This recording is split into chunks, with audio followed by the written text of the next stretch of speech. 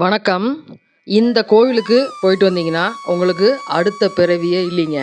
அது மட்டும் இல்லைங்க, இந்த கோவில்லையும் சரி, இந்த கோவில் அமைஞ்சிருக்கிற ஊர்லயும், இன்னைக்கு வரைக்கும் நாமெல்லாம் கேட்டு புல்லரிக்கக்கூடிய 5 அதிசயங்கள் இருக்கு. நடந்துட்டுருக்கு.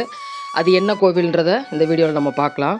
அதுக்கு முன்னாடி நம்ம சேனலுக்கு ஃபர்ஸ்ட் டைம் வந்திருக்கீங்கன்னா, நம்ம சேனலை சப்ஸ்கிரைப் பண்ணி வச்சுக்கோங்க. நிறைய சிறப்பான கோவில்களை பற்றியும், ஒரு ஊரில் இருக்கிற, டிஸ்ட்ரிக்டில் இருக்கிற முக்கிய சுற்றுலா தலங்களை பற்றியும் நம்ம தொடர்ச்சியாக வீடியோக்கள் போட்டுட்ருக்குறோம். உங்களுக்கு அந்த வீடியோவோட லிங்க் எல்லாம் டிஸ்கிரிப்ஷனில் கொடுக்குறேன். வேணுங்கிறவங்க யூஸ் பண்ணிக்கோங்க. பிறவா நெறித்தலம் என்று அழைக்கப்படும் பேரூர் பட்டீஸ்வரர் திருக்கோவிலை பற்றி தாங்க நாம் இந்த வீடியோவில் பார்க்க போகிறோம். கோயம்புத்தூரில் இருந்து மேற்கு திசையில் 6 கிலோமீட்டர் தொலைவில் இந்த பட்டீஸ்வரர் கோவில் அமைஞ்சிருக்குங்க. இது பேரூர் என்ற பாடல் பெற்ற ஸ்தலம். 4வரால் பாடல் பெற்ற இவ்வாலயம் மேல் சிதம்பரம் என்னும் அழைக்கப்படுதுங்க. இங்கு தான் நடராஜ பெருமான் ஆனந்த தாண்டவம் ஆடியப்ப அவர் காலில் அணிந்திருந்த சிலம்பு தெரித்து சிதம்பரத்தில் விழுந்ததாக செவிவழி செய்தியும் இருக்குங்க. இது கரிகால சோழனால் 2ஆம் நூற்றாண்டில் கட்டப்பட்ட கோவிலாகும். இந்த கோவிலின் தல வரலாற்றை பார்க்கலாங்க. முன்பு இக்கோவில் இருந்த இடம் அரச மரங்கள் இறந்த காடாக இருந்துச்சாமா. அப்போ பல பசுமாடுகள் இங்கு வந்து மேய்ஞ்சிட்டு இருக்குமா. அதில் ஒரு மாடு மட்டும் அருகில் இருக்கிற பாம்பு புற்றின் மேல் பாலை வந்து சொரியுமா. இதை பார்த்த ஒருவர் மற்றவர்களிடம் சொல்ல, அவர்கள் அந்த இடத்தை தோண்டும் போது கிடைத்தவர் தான் நமது பட்டீஸ்வரருங்க. கிடைக்கும் போதும் அதிசயத்தோடு தாங்க கிடச்சிருக்காரு இவரின் திருமேனியில் தலையில் 5 தலைப்பாம்பு படம் எடுத்த நிலையில் இருக்காருங்க. மார்பில் பார்த்தீங்கன்னா பாம்போட பூணூல் இருக்குது. தலையில் பார்த்தீங்கன்னா அழகழகாக சடை கொத்து இருக்குது. சடைகளுக்கு அரணாக இருப்பது போல் கங்கை இருக்குங்க. அன்னமும் பன்றியுமா பிரம்மா விஷ்ணு அடிமுடி தேடிய அடையாளங்களும் அதில் அமைஞ்சிருக்குங்க.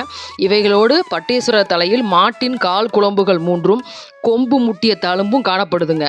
இதையெல்லாம் பார்த்த மக்கள் பரவசத்துடன் வழிபட ஆரம்பிச்சிருக்காங்க. இப்படி மாட்டோட கால் குழம்பு கொம்பு முட்டிய தழும்பு இருக்கிறதுக்கும் ஒரு வரலாறு சொல்லப்படுதுங்க. என்னன்னு கேட்டிங்கன்னா, காமதேனு இருக்காங்க இல்லையா, அவங்க வந்து இந்த தலத்தில் சிவபெருமானை நோக்கி தவம் இருந்தாங்க. என்ன கேட்டு தவம் இருந்தாங்கன்னா, பிரம்மா மாதிரி படைக்கும் தொழில் அந்த வரம் எனக்கும் வேணும் அப்படின்னு சொல்லி கேட்டு தான் தவம் இருந்திருக்காங்க காமதேனு.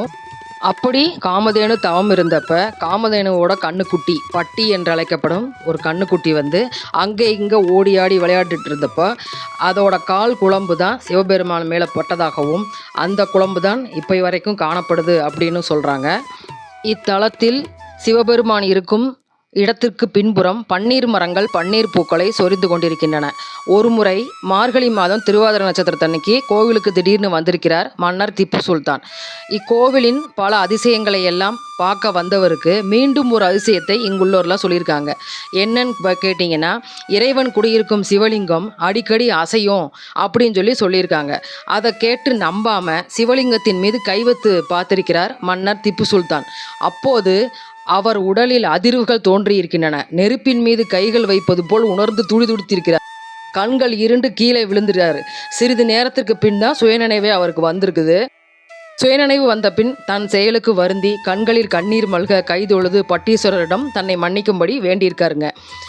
இக்கோவிலுக்கு நிறைய நிலங்களையும் வந்து மானியமாக கொடுத்துருக்காரு. இவரை மாதிரியே ஹைதர் அலியும் நிலங்களை மானியங்களாக தந்திருப்பதாக கல்வெட்டுக்கள் செய்திகள் காணப்படுதுங்க. இக்கோவிலின் ஸ்தல விருட்சம் அரச மரங்க.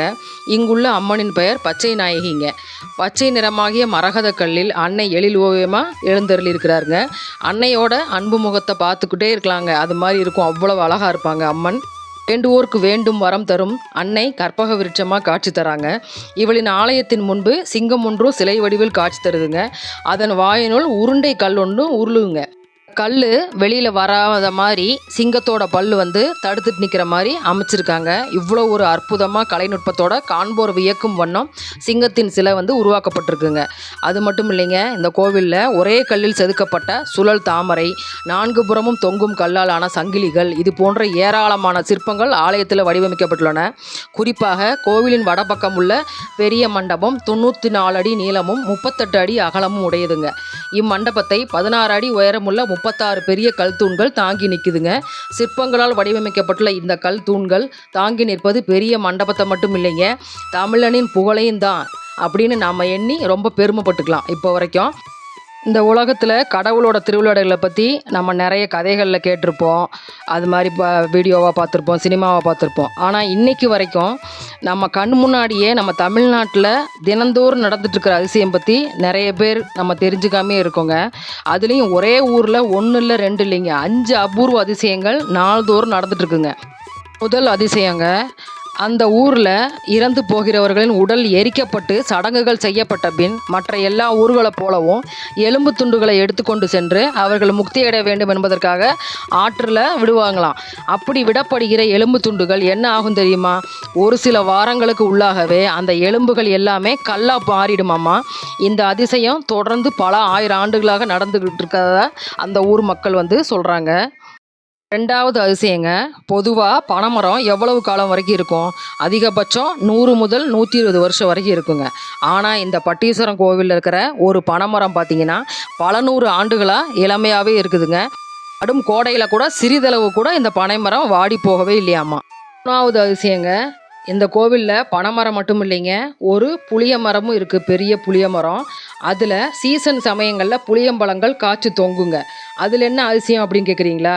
அதிசயம் இருக்குங்க.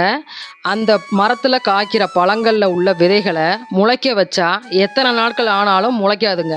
இந்த புளிய மரத்தில் அப்படி ஒரு விஷயம் இருக்குங்க. அந்த கோவிலில் உள்ள சிவனின் முக்தி பெற்று மறுபிறப்பு இல்லாமல் இருக்குதாமா இந்த புளிய மரம். 4வது அதிசயம், பட்டீஸ்வரம் கோவிலை சுற்றியுள்ள மக்களுடைய ஆடு மாடுகள் பார்த்திங்கன்னா கோவில் வளாகத்தில் மேய்ஞ்சிட்ருக்குமா. அப்படி மேய்ந்து கொண்டிருக்கையில் அவை சாணங்கள் போட்டால் அந்த சாணம் எத்தனை நாட்கள் ஆனாலும் அப்படியே இருக்குங்க. கோடை காலத்தில் கூட அவை காஞ்சு போகுமே தவிர மழை மற்றும் குளிர் சமயங்களில் அல்லது ஈரமாக இருக்கும் சமயங்களில் அந்த சாணங்கள் புழுத்தே போகாதுங்க. அந்த சாணங்களில் புழு உற்பத்தியே ஆகாதுங்க. இந்த 4 அதிசயங்களை கேட்டிங்கல்ல, அடுத்து 5வது அதிசயத்தை சொன்னால் உங்களுக்கெல்லாம் உடம்பு நிச்சயமாக சிலிர்த்து போகுங்க. ஏன்னா எனக்கு முதல் தடவை கேட்டப்போ எனக்கும் அப்படி தான் ஆச்சு. இந்த பேரூரில் உள்ள உயிரினங்கள், மனிதர்களாக இருக்கட்டும் மற்ற உயிரினங்களாக இருக்கட்டும், எதுவாக இருந்தாலும் இறந்து போனால் அந்த உயிரினங்களோட வலது காது மேலே தூக்கிய மாதிரி இருக்குமா. இறப்பவர்கள் எல்லாருக்கும் எப்படி ஆகும் அப்படின்னு கேட்கலாங்க. ஆனால் காலங்காலமாக இந்த ஊரில் இறப்பவர்கள் எல்லாருடைய வலது காதும் தூக்கியபடி தான் இறந்து போவாங்களாம். காரணம் என்னன்னு யாராலையும் கண்டுபிடிக்க முடியலைங்க. ஆனால் இந்த ஊரில் இறந்து போகும் எந்த உயிரினமாக இருந்தாலும் அவர்கள் அனைவருக்கும் மறுபிறப்பில்லா முக்தியை சிவபெருமான் கொடுத்துருவாராம். ஏன்னா இறந்து போகிறவர்களின் காதில் சிவபெருமானே நேரடியாக ஓம் நமச்சிவாயா என்று சொல்லி மறுபிறப்பில்லா முக்தியை வழங்குறாராம். காசியில் இறந்தால் எப்படி சிவபெருமான் பஞ்சாட்சரம் சொல்லி மறுபிறப்பில்லாத முக்தியை தராரோ, அதே மாதிரி ஒரு நிகழ்வு இந்த ஊரில் இறந்தாலும் நடக்கிறதா இப்போ வரைக்கும் நம்பப்படுதுங்க, நடந்துட்டுருக்குங்க. இத்தனை அதிசயங்களையும் தினந்தோறும் நடத்தும் இடம்தாங்க இந்த பேரூர் பட்டீஸ்வரர் கோவில். இந்த கோவிலை பற்றி எத்தனை பேருக்கு உங்களுக்கு தெரியும் அப்படின்னு கமெண்ட் பண்ணுங்கள். யாரெல்லாம் அந்த கோவிலுக்கு போயிருக்கீங்க அப்படின்னு கமெண்ட் பண்ணுங்கள். நன்றி.